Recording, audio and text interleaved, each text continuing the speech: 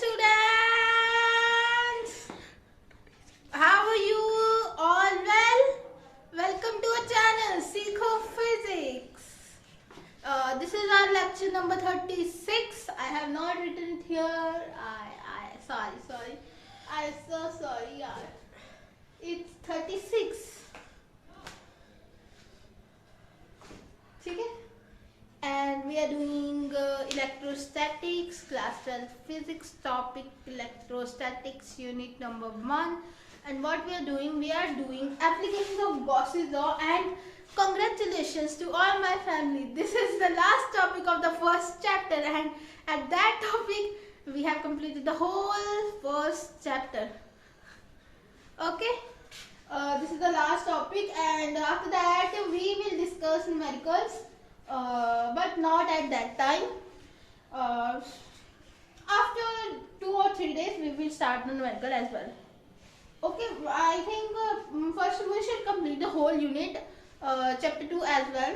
हमें सबसे पहले chapter 2 कर लेना चाहिए, फिर हम एक साथ numericals ढूंढ करना, फिर एक साथ ही सेशन लगा लेंगे numericals का, मतलब 2-3 फिर एक साथ ही सेशन लगा लेंगे numericals के, ताकि आपका भी ग्रिप बन जाएगा और थोड़ा सा कंटेंट भी अच्छी तरह से इकट्ठा हो जाएगा, ताकि आप भी आराम से एक यूनिट तो कंप्लीट करो. ठीक है, फिर आगे हम ऐसे ही चलते जाएंगे. करंट इलेक्ट्रिसिटी से पहले जरूर हम न्यूमेरिकल्स कर लेंगे.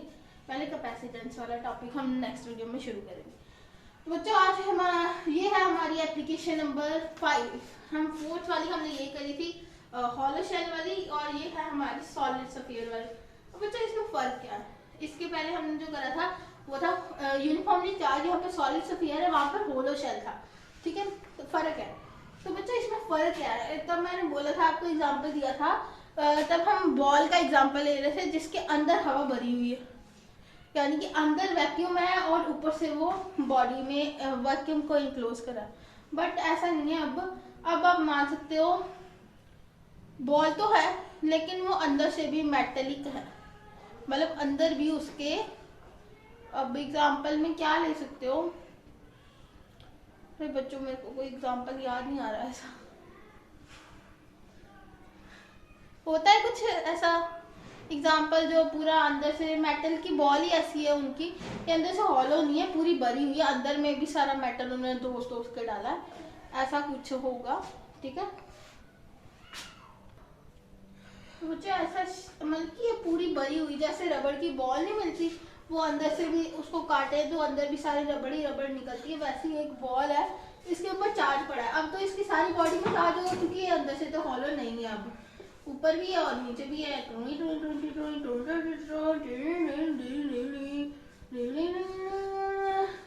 अरे मैं चार्ज हूँ.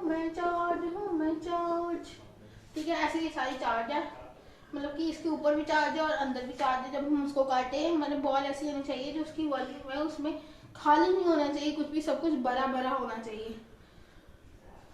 जैसे आप आइसक्रीम की बॉल बोल सकते हो, अंदर से हवा थोड़ी है उसमें, आइसक्रीम ही है ना, पूरी आइसक्रीम ही बनी है ना. अगर आइसक्रीम की बॉल होती नहीं है वो देते तो है बॉल बना के स्कूप में. ठीक है, वो ले सकते हैं. चलो बच्चे, आप समझने की कोशिश करते हैं. हम अगर ऐसी बॉल ले रहे हैं, ठीक है, जो पूरी फील्ड है, मतलब अंदर से भी मेटेलिक है, उस पर हमने चार्ज दिया है. लेट वो जो चार्ज है वो क्यू है. ठीक है, बाकी तो हम क्या करते हैं, केसेस लेते हैं, जैसे हमने पिछली वाले में किया था. तो लेते हैं लेट द सॉलिड स्फीयर, आप साथ में लिख दो, ऑफ रेडियस आर. स्फीयर हम मान लेते हैं कि जो इसका रेडियस है वो है स्मॉल आर, जैसे हमने पिछले में माना था उसका रेडियस भी था स्मॉल आर, इसका भी मान लेते हैं. Like solid sphere of radius small R and Q with charge enclosed on it. और जो क्यू है वो क्या है? Charge. And Q is what? Q with charge enclosed on the solid sphere. Charge मैं लिखूंगी enclosed on it, आप चाहे तो वैसे भी लिख सकते हैं, दोनों ही सही है. अरे आज मैं इतना कमेंट्री करके ही बोल रही हूँ. चलो बच्चों, ठीक है कभी कभी ये भी भूत होता ही है, आ ही जाता है. ठीक है, enclosed on it. आप पे भी चढ़ता है कभी कभी ऐसे, कभी इंग्लिश बोलने का, कभी ऐसे कमेंटरी करने का, ठीक है ठीक है। आर है रेडियस, क्यू है चार्ज, और बच्चों अभी के लिए हमने इतना ही देखा है ना। Q be the charge enclosed on it and E be the electric field। अब मान लो P जो है हम पॉइंट जहां पर हमें क्या निकालना है, net field is to be calculated. P be the point, P be the point at which the net field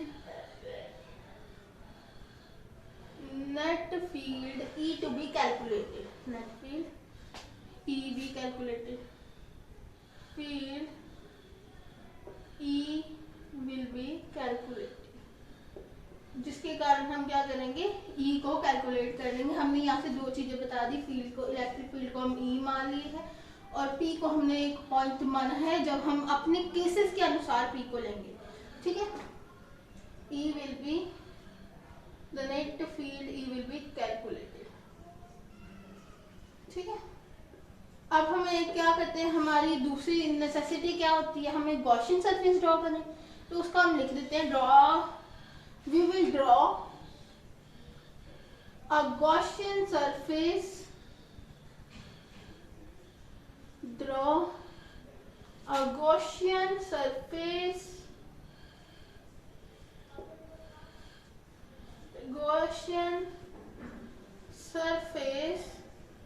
of radius capital are.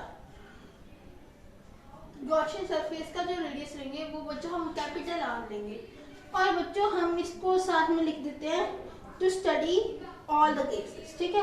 क्योंकि हम अलग अलग हो जाएंगे ना, और जब हम केसेस को देखेंगे क्वांटिलाइज इनसाइड आउटसाइड, जैसे हमने उसमें करा वैसे ही इसमें हमें इनसाइड आउटसाइड और ऑन द सरफेस 3 केस बनाने हैं। तो हम लिख लेते हैं we will draw Gaussian surface of radius are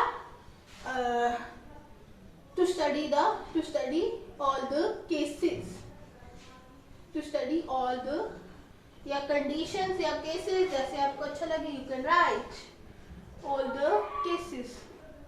Okay, I think this is ठीक है बच्चों, आप this is it। आप इसका स्क्रीनशॉट लीजिए, मैं आपको एक बार पढ़ के बताती हूँ है क्या। Let the solid sphere of radius r, हमने एक solid sphere लिया है, उसका रेडियस हम r ले रहे हैं, क्यों उसका चार्ज है, उसके ऊपर इनक्लोज है जो पॉजिटिव बनाया है। हम एक P पॉइंट ले रहे हैं, अभी हमने लिया नहीं है क्योंकि हम केसेस के अलोंग लेंगे। हम ऐसे पहले ऊपर कंसीडर कर लेते हैं सब कुछ। P हमारा जो पॉइंट होगा, जब हम पॉइंट जहाँ पर हमें इलेक्ट्रिक फील्ड निकालनी होगी वो पॉइंट होगा, और इलेक्ट्रिक फील्ड कितनी होगी वो होगी E। We will draw Gaussian surface of radius capital R। हम गॉसियन सरफेस ड्रॉ करेंगे, वो कितना होगा, बड़े R का गॉसियन सरफेस लेंगे और उससे क्या करेंगे, हम केसेस को क्या करेंगे, स्टडी करेंगे। ओके बच्चों, have a note of it और you can take a screenshot. I am तो बच्चों हम करते हैं पॉइंट केस 1। जब पॉइंट P है हमारा सफियर के अंदर है, जब पॉइंट P हमारा सफियर के अंदर, हम लेट कर लेते हैं ये है हमारा पॉइंट P। ये दिख रहा है बच्चों, ये है हमारा पॉइंट P, ठीक है। अब हमारे पास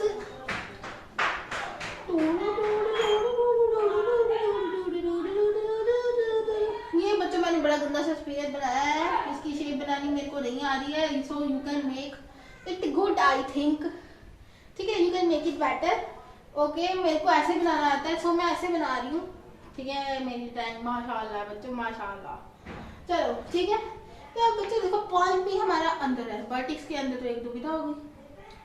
अरे इतना तो हमें पता है कि अगर हम फ्लक्स की वैल्यू लिखें, नेट फ्लक्स, तो बच्चा आप लिख लेना नेट फ्लक्स, मैं लिख ही देती हूँ net flux 5 equals to integration of close integral surface integral E dot ds होता है। तो हमें पता है ये इसकी वैल्यू क्या आने वाली है, E ds cos theta, dot product को खोले तो E ds cos थीटा। अब बच्चों देखो, जब हम इसका P इधर से ds एलिमेंट लें, ये हमने ds एलिमेंट लिया, तो बच्चों ये इसका रेडियस जो है, ये गॉसियन सरफेस हमने ड्रॉ करा ना, इसका रेडियस बड़े वाला आर है, हमने ऊपर ही बता दिया था जब हम ऊपर लिख रहे थे। जो हमारा गॉसियन सरफेस होगा हमारे पॉइंट के हिसाब से उसका जो होगा वो रेडियस को हम बड़ा आर कहेंगे। इस बार पर बड़ा आर हमारा क्या है, छोटा है छोटे वाले आर से। ये देखो छोटे वाला आर बड़ा है बड़े वाले आर से, ये बड़े वाला आर है ये छोटा है और ये छोटे वाले आर से छोटा है। ठीक है, तो बच्चों आई थिंक आपको समझ आ गया। ठीक है, तो अब थीटा देखो, जो इलेक्ट्रिक फील्ड होगी वो तो इधर ही होगी और जो एरिया वेक्टर होगा वो एन कैप वो भी इधर की साइड ही होगा। और थीटा कितना होगा 0, थीटा 0 डिग्री होगा। थीटा हमारे पास 0 डिग्री होगा। तो बच्चों बस हमारा थोड़ा सा ये लेक्चर थोड़ा सा हम करते हैं, 10 मिनट में खत्म हो जाएगा हमारा ये लेक्चर। तो थीटा इसमें 0 है। हम बातें करते करते आज हमने काफी टाइम निकाल दिया है ना। E D S cos theta, E D S cos 0 यानी कि कॉस 0 हो जाएगा। यहाँ पे थीटा 0 डिग्री है तो थीटा 0 यानी कि थीटा 0 कॉस थीटा 1 हो गया फिर, है ना। तो क्या आ जाएगा ई डी एस। जब इसकी इंटीग्रेशन करेंगे डीएस को, जब मैं अंदर रखूंगी तो ऐसा आ जाएगा मेरे पास, ई बाहर चले जाएगा क्योंकि ये क्या है कांस्टेंट। ये बच्चे बड़ी बार बता चुकी इसलिए थोड़ा जल्दी से बता रही हूँ। इसके पहले वाला लेक्चर देख के आओ तो आराम से आपको ये पता चल जाएगा E into S. But S क्या है sir, area of the Gaussian surface. जो हमने गॉसियन सरफेस ड्रॉ करा है ये उसका एरिया है। ठीक है, तो यानी कि S is the area of the Gaussian surface. You can write over here, but I am just putting the value of it. What is the value of it? हमें पता है ये सफियर है। सफियर की जो सरफेस एरिया होता है वो कितना होता है 4/r², 4 पाई। और गॉसियन सरफेस का रेडियस कितना है बड़े वाला r यानी कि कैपिटल वाला r। ठीक है, इसको हम इक्वेशन नंबर 1 लेते हैं। ये तो हमें हर जगह निकालनी पड़ती है तो ये तो हमने निकाल ली। ठीक है, अब आगे देखो बच्चों, दुविधा ये है कि जब हम इसके आगे गॉसियन लॉ लगाते थे तब हमारे पास चार्ज फिक्स था, वो क्यों है बच्चों। देखो यहाँ पर कुछ अमाउंट का चार्ज जो है यहाँ पर बचा है, बाकी ये जो चार्ज है इधर आधा है आधा इधर है, तो इतना इधर कितना है ना। दुविधा तो यही है, यही दुविधा है ना।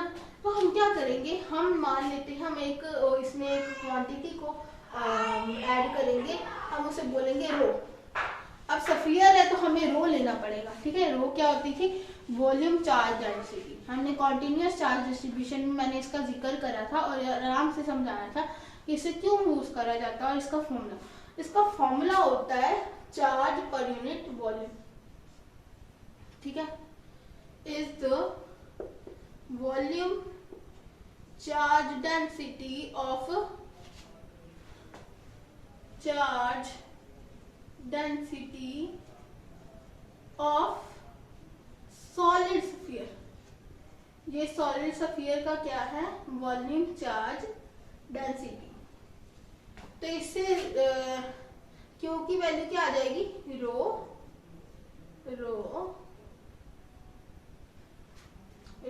वी।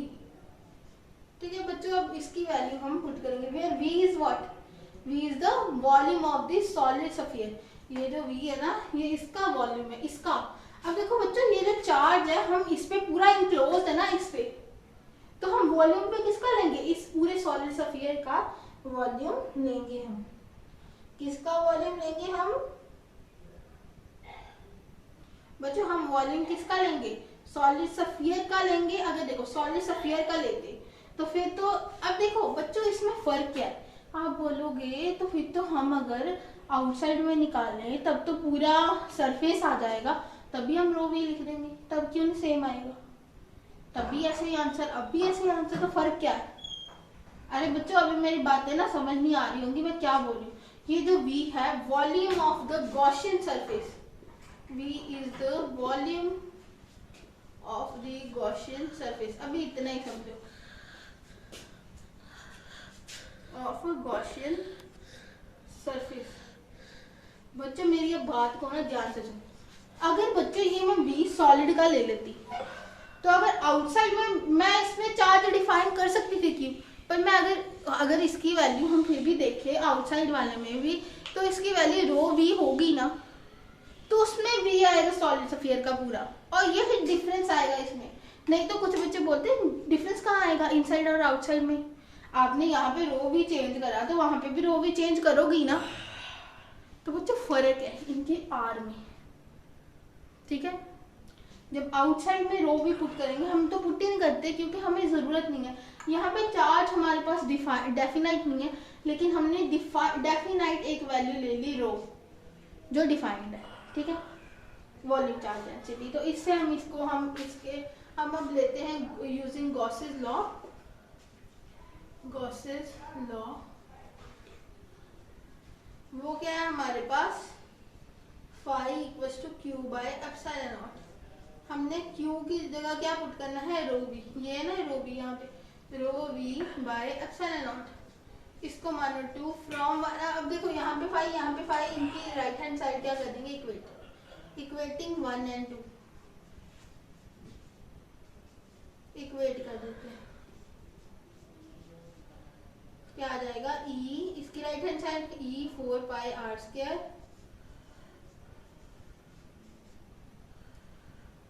अब बच्चे यहाँ पे मैं चेंज भी, यहाँ पर भी हम इसकी v की वैल्यू की भी पुट कर देते हैं। v is the volume of the Gaussian surface, यानी कि v की क्या वैल्यू होती है, सफियर का क्या वॉल्यूम होता है 4/3 पाई आर क्यूब। r किसका ले रहे हैं, गॉसियन सरफेस का, तो इधर पुट कर देते हैं 4/3, v की जगह पुट कर रहे हैं पाई आर क्यूब इंटू रो, ये हम इधर पुट कर देते हैं 4/3 इस ये ना हमारी, अब इसको 2 मान लो, 4/3 pi r cube into rho. तो बच्चे ये स्क्वायर है तो इसका एक आर बच जाएगा, यहाँ पे स्क्वायर स्क्वायर कट जाएगा, पाई पाई आपस में उड़ जाएगा, 4 4 आपस में उड़ जाएगा, तो क्या बचा हमारे पास, E equals to rho R, और इधर Q के साथ क्या था, Q की जगह यहाँ पे नीचे एप्सिलॉन नॉट भी आएगा ना, ये हमने v की जगह पुट करा 4/3 पाई आर क्यूब, साथ में रखा रो, नीचे epsilon naught, rho r/3 epsilon naught. तो बच्चों ये है हमारी नेट फील्ड इनसाइड वाले केस में, ठीक है।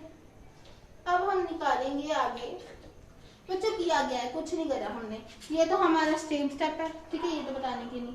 अब देखो आगे हमें जो यहाँ पर Q था वो हमारे पास Q डैश होता, यहाँ पे आप देख लो Q डैश होता, क्योंकि पूरा चार्ज अगर Q था तो इसमें हम मान लेते कुछ Q डैश था, हमने उसमें क्या ले लिया, रो v किसको मार रहे, volume of the Gaussian surface. हम वॉल्यूम सफियर का नहीं मान सकते बच्चों, वॉल्यूम सफियर का तभी आएगा जब ये सरफेस पे हम ले रहे होंगे, और जब आउटसाइड था तब भी हम गॉसियन सरफेस का लेंगे, लेकिन वो जो आर होगा वो बड़ा होगा इस वाले आर से, जो इस वाले में आर लिया है वो बड़ा हो जाएगा ना अगर आउटसाइड वाला लेंगे।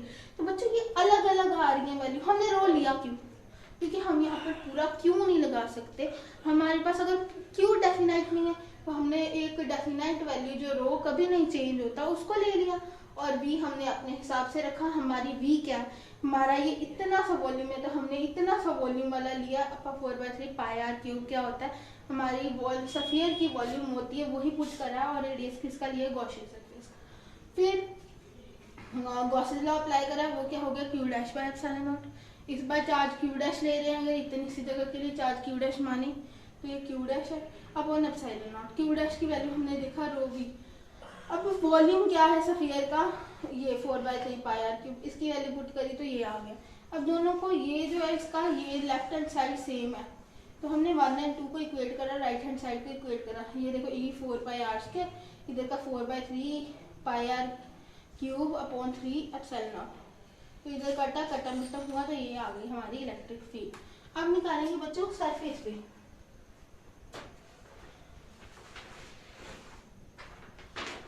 when point P lies on the surface of the shell। तो बच्चों हम यहाँ पे कर लेते हैं P, केस नंबर सेकंड है ये, P lies outside the shell। इसका मतलब क्या है बच्चों, जो R है ना वो R के बराबर हो गया, यानी कि अगर मैं इसी वाले के अंदर फेर बदल करूं, इसी वाले के अंदर, तो अब ये पूरा ऐसा है, बस इधर पूरा चार्ज है, इसके अंदर पूरा चार्ज आ गया, इधर ऊपर भी है, ठीक है। अब क्या हुआ, ये जो आर है ये भी आर है और ये भी आर है, ये दोनों क्या हो गए, बराबर हो गए, यानी कि बड़ा वाला आर छोटे वाले के बराबर है। यानी कि अब है हमारा पॉइंट पी ये वाला, तो अगर ये वाला गॉसियन सरफेस ड्रॉ करें तो यही होगा ना आर हमारा पॉइंट पी, अब बिल्कुल इधर है, बॉल के ऊपर ही है, ठीक है। जो हमारी आइसक्रीम की बॉल है वो उसी के ऊपर है, ये मड का बॉल है वो उसी के ऊपर है, तो इसको गॉसियन सरफेस भी इसी के जितना हो गया, तो r की वैल्यू r के बराबर होगी, यानी कि radius of the solid sphere is equal to the radius of the Gaussian surface. तो बच्चों हमारे पास ये वैल्यू निकल ही आई है, तो इधर हम पुट कर देते हैं, ये बड़े वाले r की जगह छोटा वाला r पुट कर देते हैं, दैट इज इट। तो ये आ जाएगा हमारा E ऑफ सरफेस।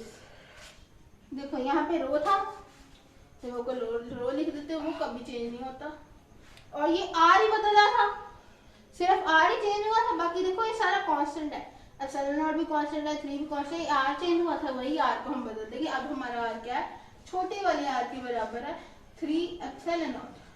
अगर आप बोलोगे इसको क्यों नहीं छोटे वाले r में लिखा, उसको क्यों छोटे वाले r में लिखा, ये क्वेश्चन होगा ना। मुझे एक्चुअल में क्या है, यहाँ पे बड़ा वाला r जो है देखा जाए तो ये जो बड़े वाला r है, क्या ये छोटा नहीं है इसकी कंपैरिजन में, ये देखो ये इतना था r, अब ये r जो है इतना हो गया है ना, अब ये सॉलिड स्फीयर के बराबर, ये सॉलिड स्फीयर से छोटा था पहले, ठीक है ना। हम r ही ले रहे हैं बार बार, अगर आपको कंफ्यूजन हो रहा है तो आप r1 r2 r3 करके ले सकते हो, ठीक है, आप ऐसे ले सकते हो r1 r2 r3 ताकि आपको कंफ्यूजन ना हो, ठीक है बच्चा। E और सरफेस से निकल गया, अब हमें निकालना है पॉइंट लाइज आउटसाइड। अब देखो बच्चों यहाँ पर हमारे पास हमें पता है कि हमारे पास ये जो है हम अब जब आउटसाइड चाहिए ना, तो हमें रो की वैल्यू जो है ना, हम रो की वैल्यू यहाँ से हमें निकालना मुश्किल होगा, हम इसी से निकाल लेते हैं। जब P लाइज, ये बच्चा सरफेस वाला था, सरफेस ऑफिशियल सरफेस वाला, ठीक है, ये सरफेस वाली बात है, ठीक है। अब जब पॉइंट P जो है हमारा, P lies outside the surface shell, जब P क्या है अब आउटसाइड में है, यानी कि अगर मैं आपको बताऊं तो कैसा, ये देखो ये है सफिया, तो यहाँ पे कहीं पे P है, तो ये होगा हमारा गॉसियन सरफेस। ये देखो ये हमारा छोटा रेडियस r, ये हमारा गॉसियन रेडियस बड़ा वाला r, और यहाँ पे चार्ज बड़ा,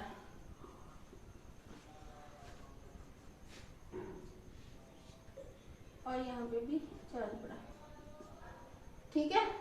अब देखो यहाँ पर अब वो पूरा चार्ज इसमें आ गया है, तो बच्चों हम क्या करते हैं, हमारे पास फाई की वैल्यू है, ठीक है, E4πr², और हमारा जो गॉसेस लॉ होता है, गॉसेस लॉ, अगर हम यहाँ पे गॉसेस लॉ लगाएं, by Gauss's law, Gauss's law वो क्या होता है, phi equals to Q by epsilon naught. अब इधर तो पूरा आ जाएगा ना, क्योंकि इसमें तो पूरा Q चार्ज आ रहा है हमारे गॉसियन सरफेस में, तो इसको हम मान लेते हैं 3। अब ये दोनों फाई और फाई है, तो इसको क्या कर देते हैं, फ्रॉम 1 and 3 कर देते हैं, फ्रॉम 1 and 3।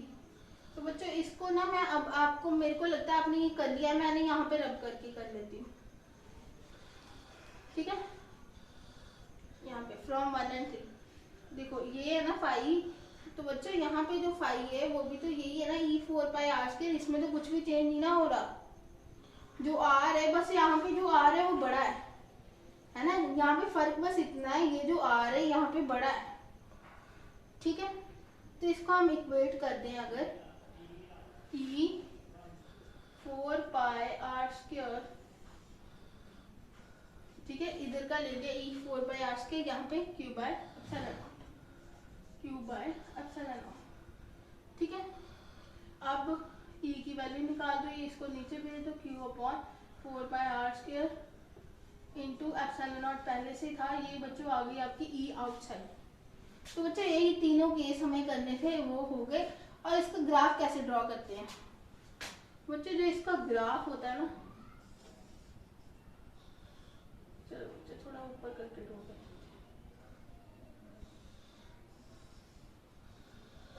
ठीक है, यहाँ पे होती हमारी इलेक्ट्रिक फील्ड, यहाँ पे होते रेडियस। यहाँ पे देखो एक होगा पॉइंट जब आर जो था हमारा गॉसियन का वो छोटा था छोटे वाले आर से, एक था जब दोनों हो गए बराबर, एक था आउटसाइड वाला केस जब आर जो है ये वाला आर बड़ा है छोटे वाले आर से, यानी कि ये वाला आर जो है बड़ा है छोटे वाले आर से, ये वाला केस देखो ये छोटा है ये बड़ा हो गया। ठीक है, ये वाला केस। अब देखो बच्चों यहाँ पे क्या होगा कि पहले तो जो है ना धीरे धीरे क्या होगी, फील्ड जो है बढ़ेगी, ऐसे करके बढ़ गई। ठीक है, फिर यहाँ पे क्या होगी मैक्सिमाइज, फिर धीरे धीरे करके घटती है, यानी कि E क्या है यहाँ पे inversely proportional to R square, यहाँ पे क्या है डायरेक्टली प्रोपोर्शनल टू आर। ये देखो E is directly proportional to R, यहाँ पे इनवर्सली प्रोपोर्शनल, और यहाँ पे क्या था E मैक्सिमम था जब R इक्वल टू R था। ठीक है, तो बच्चों अब देखो बड़ा कैसे, अब देखो जब छोटा था पॉइंट है ना, जब ऐसे था, ये देखो जब ऐसे था इधर था तो इधर चार्ज कम आया था है ना, इधर चार्ज इतना से इनक्लोज हुआ, जब और खोला तो इतना चार्ज आ जाएगा तो इलेक्ट्रिक फील्ड बढ़ेगी, जब और आएगा तो इतना चार्ज, अब पूरा चार्ज इनक्लोज हो गया है ना। अब जो पूरा चार्ज है वो इनक्लोज हो गया, चार्ज का फैक्टर अब यहाँ पे डोमिनेट करना बंद कर देगा, यहाँ पे मैक्सिमाइज आएगी हमारे पास, और जैसे जैसे डिस्टेंस बढ़ेगा तब फिर क्या हो जाएगा, डिस्टेंस वाला जो फैक्टर है वो डोमिनेट करेगा, और वो क्या करेगा, वो जैसे जैसे डिस्टेंस बढ़ता है तो क्या होती है हमारी जो इलेक्ट्रिक फील्ड वो कम होती है। यहाँ से चार्ज का फंडा है, यहाँ पे चार्ज बढ़ता जाता है, डिस्टेंस तो धीरे धीरे बढ़ ही रहा है तो चार्ज बढ़ता जाता है, चार्ज के कारण क्या करती है इलेक्ट्रिक फील्ड बढ़ती है, और यहाँ पे आके मैक्सिमम चार्ज आ जाता है तो यहाँ पे मैक्सिमम फील्ड, और यहाँ पे जो आर बढ़ता जाता है और वो हमारी आर वाला फैक्टर है वो डोमिनेट कर जाता है, और जैसे जैसे आर बढ़ता है तो क्या होती है इलेक्ट्रिक फील्ड कम होती है, इसीलिए यहाँ पे बढ़ती है, यहाँ तक आके मैक्सिमम, इसके बाहर कम। ठीक है बच्चों, दैट इज इट, यही था हमारा आज का topic, that is it for today. Hope you like the video, please like share and subscribe to my channel Seekho physics. If you have any doubt you can comment below, please press the bell icon as well to get the notification of my videos. Thanks for watching, bye.